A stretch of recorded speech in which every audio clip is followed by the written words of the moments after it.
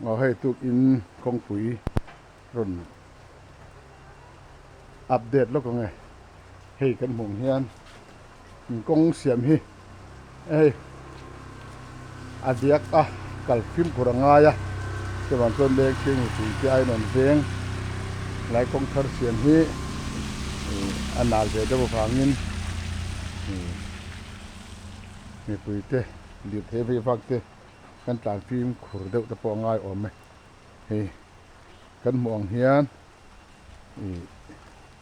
tu tia nal turulu tuk chu ni lo amaro chu kan tlan fimkhur dewa speed te kan ti zoi deuh te ngai do na ni hei ro asura haron na thok po anna om lawa ro sur chu nan thok thei don lawa hei kan mong hian bo in hi indin ni ani mong hian lai kong jang sun improvement na kong peng kong siam ti hian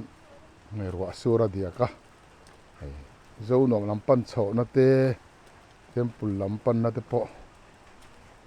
in huang hian hei adia kha chu wang chuan mi puite lirthei tlan te kan fimkhur phena karon update zoi zoi ani hei in huang hian adia ko ya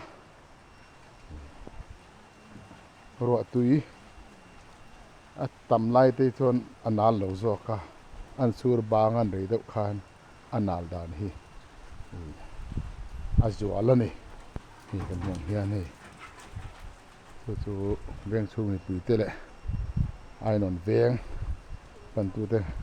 kan theda tan kan don vlog zoi zoi ani